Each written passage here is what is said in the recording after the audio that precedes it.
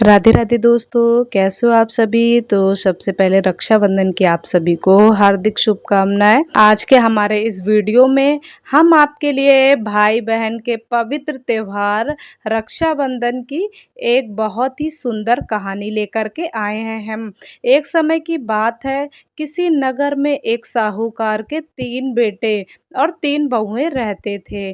साहूकार की सबसे छोटी बहू बहुत ही सुशील और संस्कारी थी। साथ ही वह भगवान कृष्ण की अनन्य भक्त थी। तो सावन के महीने में साहूकार की दोनों बहुएं रक्षाबंधन के त्योहार पर अपने-अपने पीहर यानी कि मायके जाने की तैयारी करने लगी। सुबह जल्दी उठ कर के घर का सारा काम करने लग गईं। तो छोटी बहू ने पूछा कि क्या बात है दीदी, आज आप लोग इतनी जल्दी-जल्दी काम क्यों कर रही हैं? तो उसकी जेठानियाँ बोलीं कि कल रक्षाबंधन का त्योहार है, तो हम सभी को अपने-अपने भाई को राखी बांधने अपने-अपने मायके जाना है। तो तेरा तो कोई भाई है नहीं, तो तू क्या जाने रक्षाबंधन का त्योहार।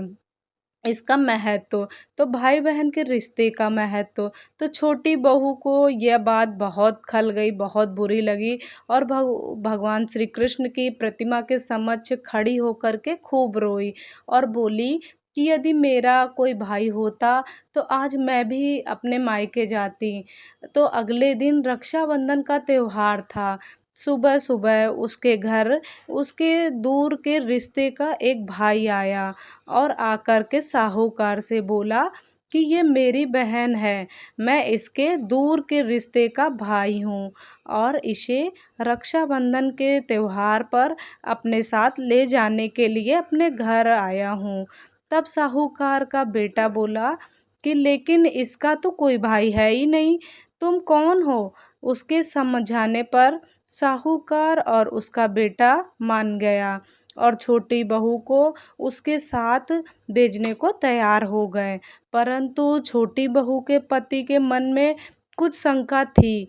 वो बोला कि आप किसे इसे ले तो जाइए, परंतु इसे वापस लेने मैं खुद आऊँगा आपके घर। ऐसा कह कर के उन्होंने छोटी बहू को उसके भाई के साथ रवाना कर दिया। रास्ते में चलते-चलते छोटी बहू ने अपने भाई से कहा कि भैया, तुम इतने सालों से कहाँ थे और पहले मुझसे रक्षाबंधन पर कभी राखी बंधवाने क्यों नहीं आए? तब उसके भाई ने बोला कि बहन, मैं 7 समुंदर पार परदेश में कमाने के लिए गया था। अब वह दोनों अपने घर पहुँचे, तो घर में भाभी ने अपनी ननद का अच्छे से स्वागत सत्कार किया और खूब आवभगत की। फिर उन्होंने रक्षाबंधन का त्योहार मनाया। ऐसे में ही हँसी-खुशी समय बीत गया।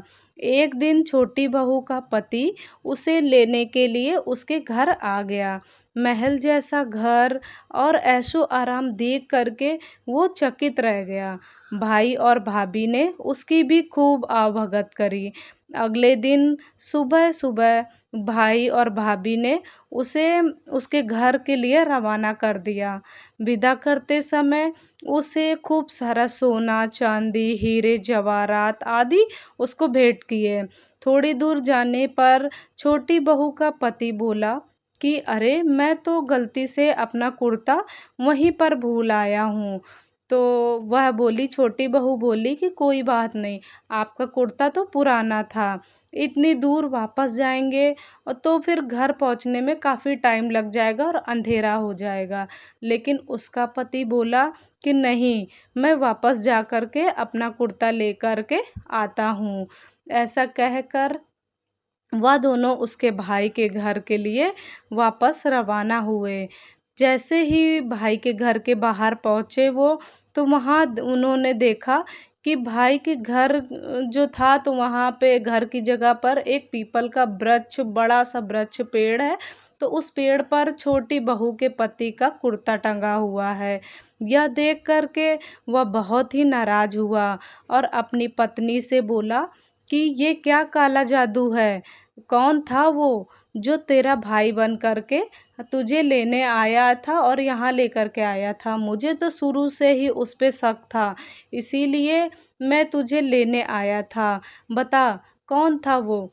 ऐसा कह करके वह छोटी बहू को पीटने लग गया, मारने लग गया। इतने में तेज प्रकाश के साथ में भगवान श्री कृष्ण वहाँ स्वयं प्रकट हुए और बोले कि मत मारो इसे, ये मेरी बहन है। हर साल रक्षाबंधन के दिन ये मुझे राखी बांधती है और शुरू से बांधती आई है। अब मैंने इसे भाई होने का फ़र्ज निभाया है, तो इसे मैंने अपनी बहन माना है। तो छोटी बहू और उसका पति हाथ जोड़ करके श्री कृष्ण जी के चरणों में गिर पड़े। तो जय श्री कृष्णा, राधे राधे, हर हर महादेव।